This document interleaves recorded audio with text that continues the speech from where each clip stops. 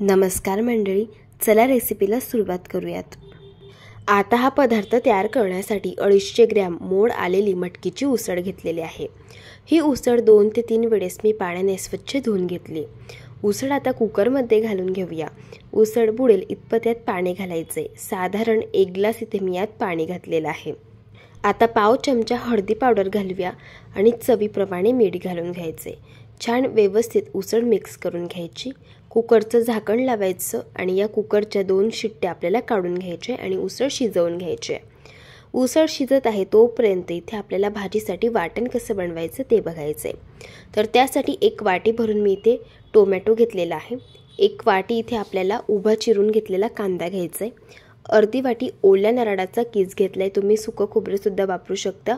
1 चमचा फुटाण्याची डाळ घेतलेली आहे। 6 ते 7 लसणाच्या पाकळ्या आणि 1 इंच आलं घेतलंय। आता गॅसवरती आपल्याला कढई गरम करायला ठेवायची आहे। यामध्ये कांदा घालून घ्यायचा। कांद्यावरती पोहे खायचा 1 छोटा चमचा तेल घालून घ्यायचा आणि हा कांदा गुलाबी रंगावरती आपल्याला छान भाजून घ्यायचा आहे। कांदा इथे मी मस्त असा भाजून घेतलेला आहे या पद्धतीने। आता हा कांदा आपण थंड होण्यासाठी एका प्लेटमध्ये काढून घेऊया।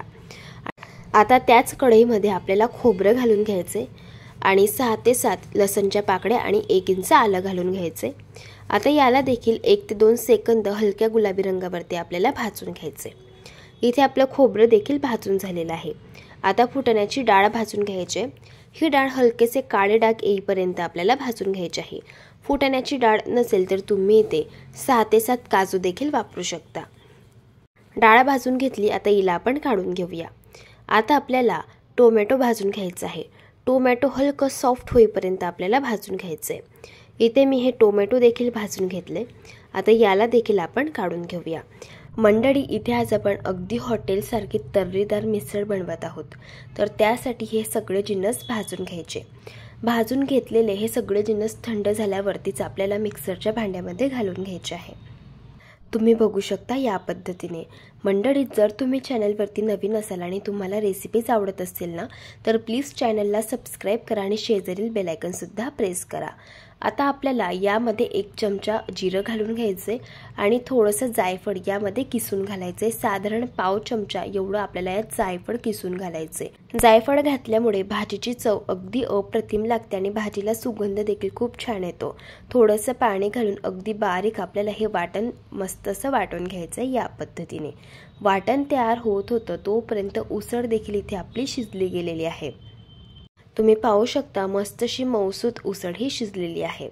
आता आपल्याला मिसळ कशी बनवायची ते बघायचं आहे। तर त्यासाठी कढईमध्ये 3 छोटे चमचे तेल घालायचं आहे। तेल तुम्ही तुमच्या आवडीप्रमाणे कमी जास्त करू शकता। यामध्ये अर्धी वाटी आपल्याला कांदा घालून घ्यायचा आहे।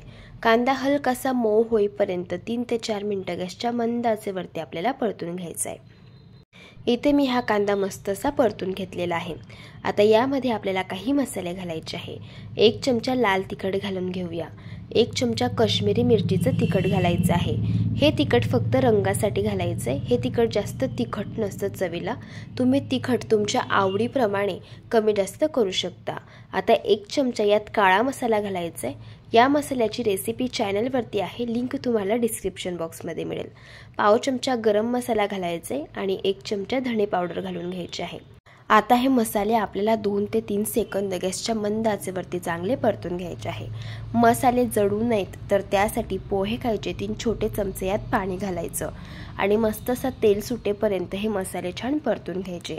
मसाले इथे मी तेल सुटेपर्यंत छान परतून घेतलेले आहे, तुम्ही पाहू शकता। आता तयार करून घेतलेला कांदा, खोबरं आणि टोमॅटोचं वाटण यामध्ये घालून घ्यायचं आहे। लक्षात ठेवा इथे आपल्याला संपूर्ण वाटण घालायचं आहे। आता हे वाटण आपल्याला गॅसच्या मंद आचेवरती 6 ते 7 मिनिटं सतत मिक्स करत तेल सुटेपर्यंत चांगलं भाजून घ्यायचं आहे। जसं जसं हे वाटण भाजलं जाईल ना, तसं तसं हे वाटण अगदी लालबुंद दिसायला सुरुवात होते आणि या वाटणाचं टेक्स्चर रवाळ दिसायला लागतं। यावरनं समजायचं वाटण चांगलं भाजून झालेलं आहे। सांगितल्याप्रमाणे पाहू शकता वाटणाला मस्त तेल सुटलेलं आहे। वाटणाचा रंग देखील अगदी लालबुंद झालेला आहे आणि मसाल्याचं टेक्स्चर बघू शकता, रव्यासारखं अगदी रवाळ दिसत आहे। याचाच अर्थ इथे आपला हा मसाला अगदी परफेक्ट भाजून झालेला आहे। असा जर मसाला भाजला गेला तर भाजीला रंग छान येतो, भाजीवरती तेलाचा कड देखील अप्रतिम येतो आणि भाजी चवीला तर अगदी भन्नाट लागते। आता यामध्ये आपल्याला अर्धा ग्लास पाणी घालून घ्यायचे, मिक्स करायचे आणि झाकण ठेवून गॅसच्या मंद आचेवरती या वाटणाला एक वाफ आपल्याला काढून घ्यायची आहे। एक वाफ इथे मी काढून घेतलेला आहे वाटणावरती। पाहू शकता वाटणावरती मस्त असा तेलाचा कट आलेला आहे। याचाच अर्थ इथे आपले हे वाटण चांगलं भाजून झालेलं आहे। आता यामध्ये आपल्याला शिजवून घेतलेली मटकीची उसळ घालून घ्यायची आहे। थोडंसं मिक्स करून बघूया। मला ही भाजी थोडीशी घट्ट वाटत आहे, तर यामध्ये आपल्याला गरम करून घेतलेलं पाणी घालायचे। साधारण 1.5 ग्लास यामध्ये मी पाणी घालत आहे। भाजीची थिकनेस तुम्ही तुमच्या आवडीप्रमाणे कमी जास्त करू शकता। मी या पद्धतीने या भाजीची थिकनेस ठेवलेली आहे। आता सगळ्यात शेवटी चवीप्रमाणे भाजीमध्ये मीठ घालून घ्यायचं आहे। लक्षात ठेवा, उसळ शिजवताना देखील आपण मीठ घातलेलं होतं, त्यामुळे मीठ घालताना बेताने घालायचे। आता ही भाजी आपल्याला गॅसच्या मंद आचेवरती 4 ते 5 मिनिटं शिजवून घ्यायची आहे। भाजी शिजवताना भाजीवरती झाकण न ठेवता शिजवून घ्यायची, म्हणजे भाजीवरती तेलाचा कट खूप छान येतो। जर तुम्ही भाजीवरती झाकण ठेवून भाजी शिजवली तर भाजीवरती फार फेस येतो आणि तेलाचा कट अजिबात येत नाही। इथे मी ही भाजी झाकण न ठेवता शिजवून घेतली। बघू शकता मस्त असा तेलाचा कट आलेला आहे भाजीवरती। अगदी हॉटेलसारखी इथे आपली ही मिसळ तयार झालेली आहे। सगळ्यात शेवटी मी यामध्ये बारीक चिरलेली कोथिंबीर घालून घेतली। तयार झाली अगदी हॉटेलसारखी इथे आपली मस्त अशी ही मिसळ। चवीला तर विचारूच नका, इतकी चविष्ट लागते ना। जर तुम्ही एकदा या पद्धतीने बनवली तर कधीच बाहेरून विकत आणणार नाही किंवा बाहेर खायला जाणार नाही, इतकी चविष्ट ही मिसळ तयार होते। आता मिसळ पाव म्हटलं तर पाव तर लागणारच। आता आपण पाव भाजून घेऊया, तर त्यासाठी तव्यावरती एक छोटा चमचा बटर घालून घ्यायचं। बटरऐवजी तुम्ही तूप सुद्धा वापरू शकता किंवा तेल वापरलं तरी सुद्धा चालेल। पाव आपल्याला दोघी बाजूने छान मस्त असे भाजून घ्यायचे आहे। तयार झाला इथे आपला मस्त असा मिसळ पावचा बेत। मस्त अशी गरमागरम मिसळ ताटामध्ये वाढून घ्यायची। मिसळ पहा काय भारी तयार झालेली आहे, अगदी हॉटेलसारखी दिसत आहे आणि चवीलाही तशीच आहे बरं का। यामध्ये आता आपल्याला चिवडा घालून घ्यायचा आहे। चिवडा तुम्ही आवडीप्रमाणे घालू शकता, जो तुम्हाला आवडत असेल तो घाला किंवा इथे मी प्लेन शेव वापरलेले आहे, तर तो चिवडासुद्धा तुम्ही इथे वापरू शकता।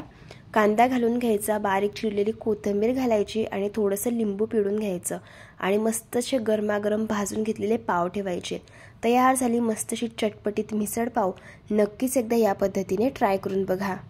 मंडळी, जर तुम्हाला आजची ही रेसिपी आवडली असेल ना, तर रेसिपीला लाईक करा, चॅनलला सबस्क्राईब करा आणि शेजारील बेल आयकॉनसुद्धा प्रेस करा। चला भेटू आता एका नवीन रेसिपीसोबत। तोपर्यंत धन्यवाद।